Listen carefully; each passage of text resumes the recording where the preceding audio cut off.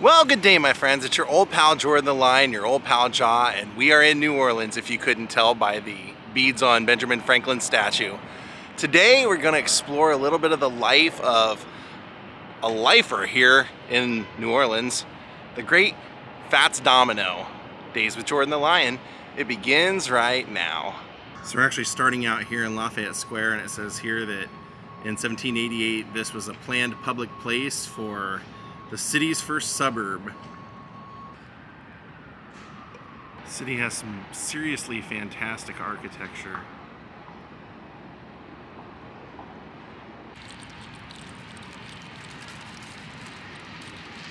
This place is a pretty good hotel too. That's where I stayed during Mardi Gras.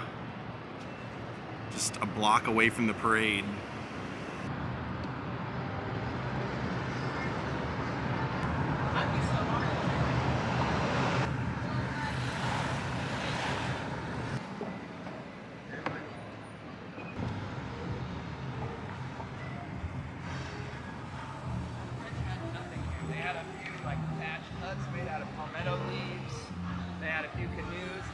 Pretty cool, colorful neighborhood here. In fact, look up there, there's a mural to FATS Domino.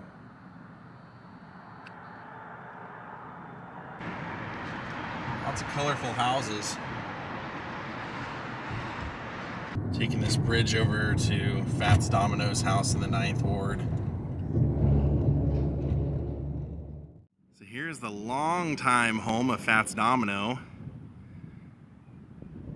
Actually had 2 houses that were his. He connected them. But this was the famous front of what would become FATS Domino Publishing, and you can see the sign right up here. He lived here for a long time. I mean, it became a National Historical Monument. You can see there's 2 front doors. It became a historical monument in 1960. So he was actually from this area. You can see there's the F and then A, T. Really cool.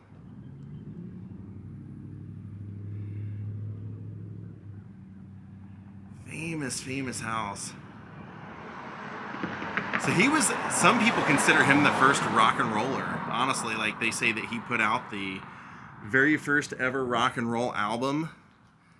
He had an interesting story though. He actually learned how to play piano because his family had inherited one, and he just became obsessed with it, so much so that his parents ended up having to move the piano from the house to the garage. He was a prodigy. They said he could play, he could listen to something a couple of times and then he could play it. And then because of the times, it's actually the area that he grew up in, the 9th Ward. That's why he lived here even when he raised his own kids, was married and everything. He stayed in this area.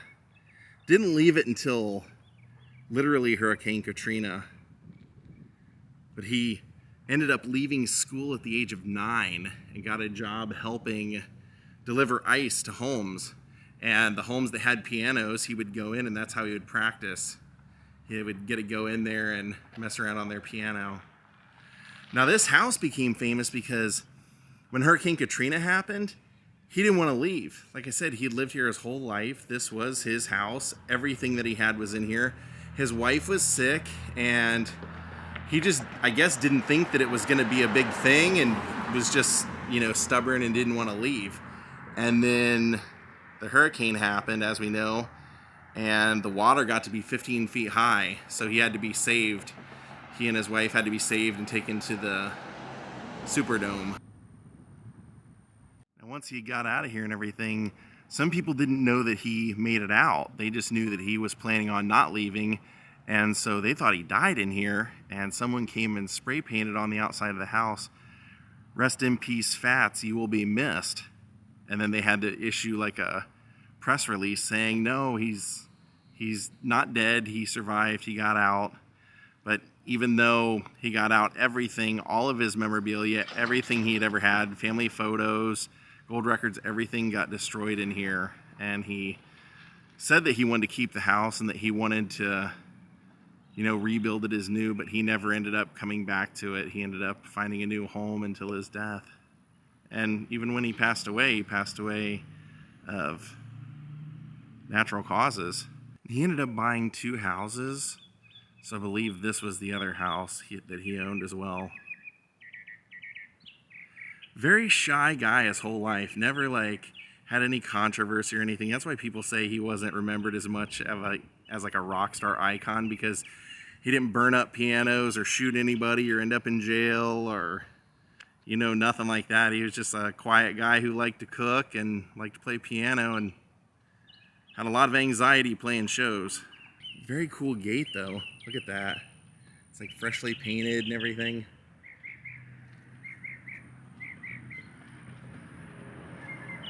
Yeah, and there you can see this was the other house because it's all closed up.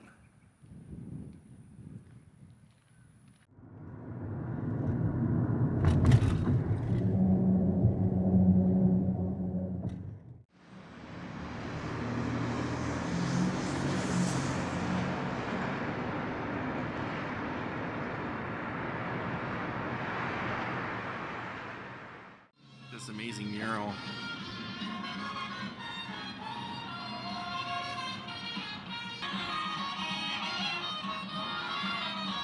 I couldn't pass by this and not show you this pirate house.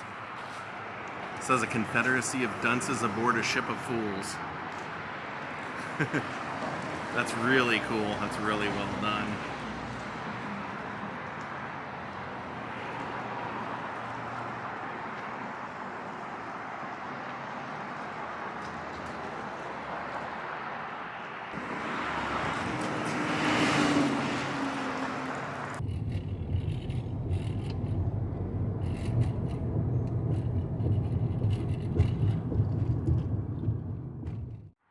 Here we are, Providence Park and Mausoleum.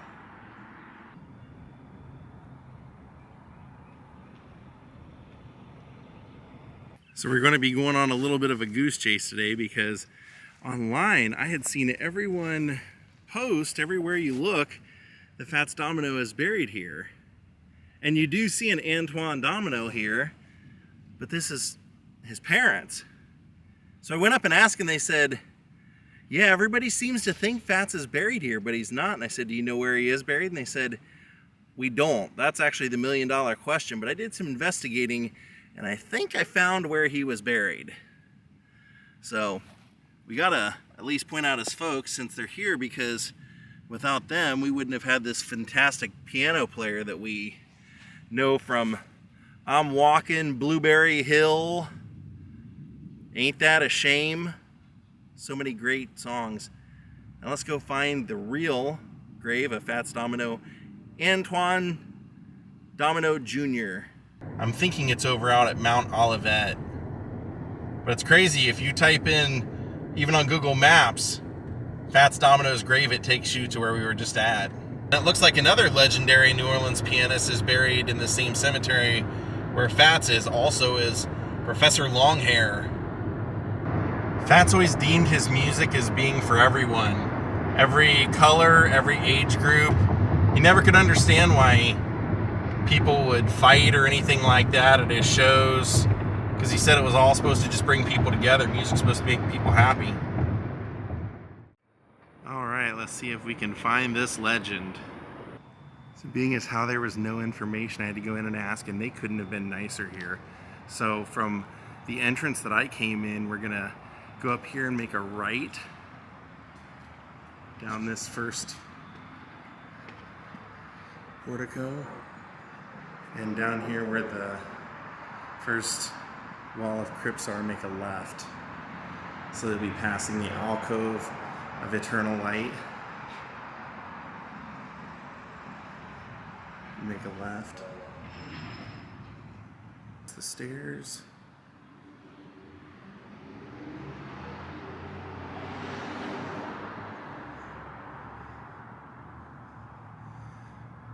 And right where the sun is hitting,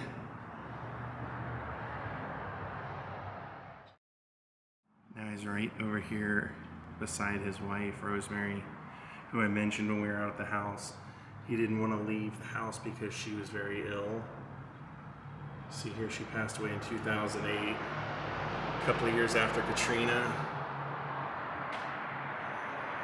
FATS was October of 2017. Now, he was a pioneer. Like I said, he actually had his first deal. People had seen him play and knew how good he was. He had his first deal in 1949 and started making hit records, including, well, he had been nicknamed FATS because not even really because of his looks. It was because of the way he played. He reminded his friends of Fats Waller and Fats Pichon. So he ended up going by that name, had a hit song that was named after Fats, and then continued making hit records, for the next couple of years. He even other than Elvis Presley, he sold more records than anyone from 1957 till 1963. And he would have, most of his songs become household names because back at that time, a lot of the hit makers realized that they could get a lot of traction by having a white performer do a black person's music. And so Fats songs would be covered by Pat Boone, eventually Rick Nelson, and he'd make a lot of money off of those.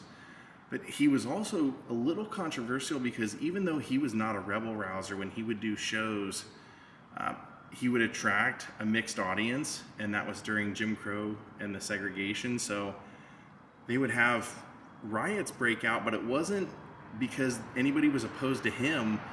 The riots that they had issues with were that they were putting the white students up in the balcony and the black students on the floor to dance, and the white students were wanting to come down and dance, so the white people who were still up in the stands didn't like that they were breaking rules and called the cops and were reporting them for that, and that's what a lot of the issues were. But he was very beloved. I mean, you watch him perform, he was really likable, really charismatic, and had a career performing live for 40 years. Never had any issues, like I said, of any kind of controversy as far as his life or anything, just great music.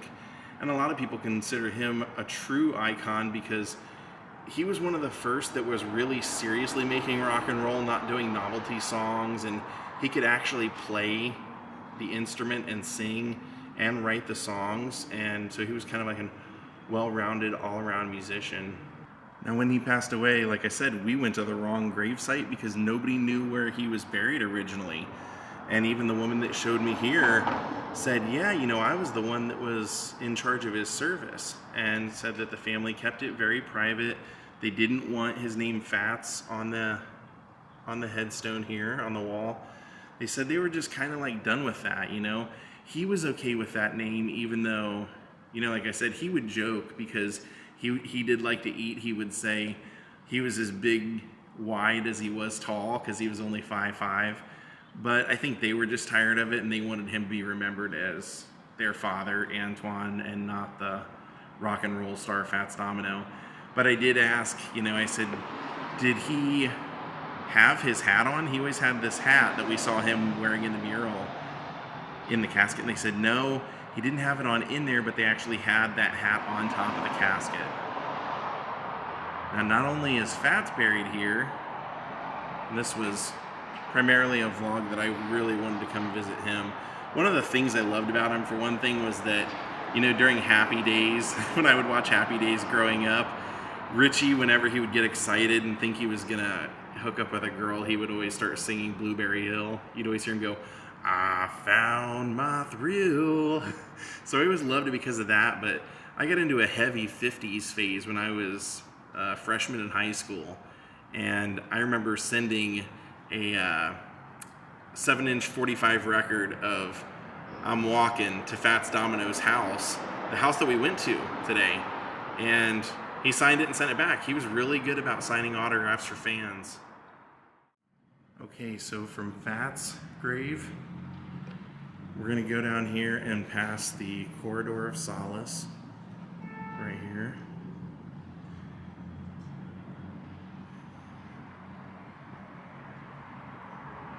And then we're gonna turn down here, which is the Corridor of Charity.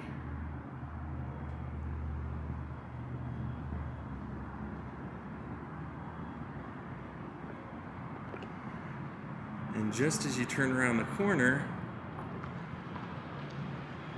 here is Ellis Marsalis,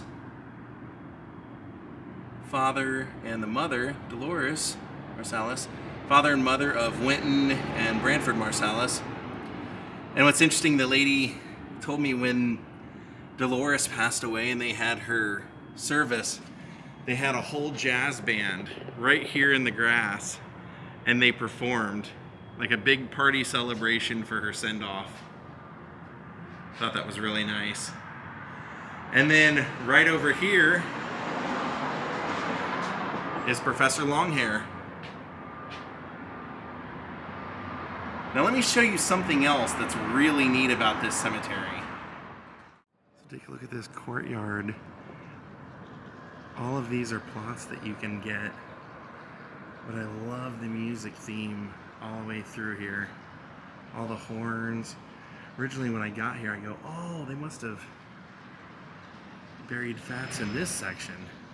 And then I walked around and couldn't find them, so I had to get help. But take a look at this place. Isn't this amazing? And what I love is they have this keyboard, this piano that goes all the way around the fountain. As the sunlight changes throughout the day, you get the reflections on here.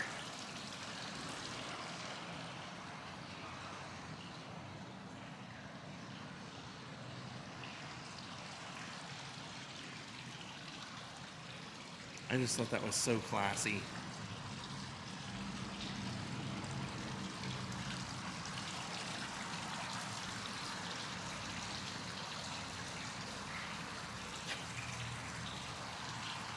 Theodore Jones III, Young Greatness.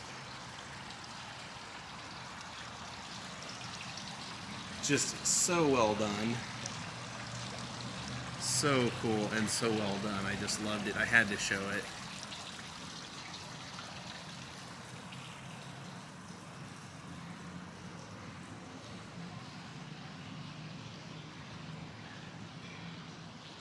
All right, my friends, we're going to call it a day. I hope you enjoyed.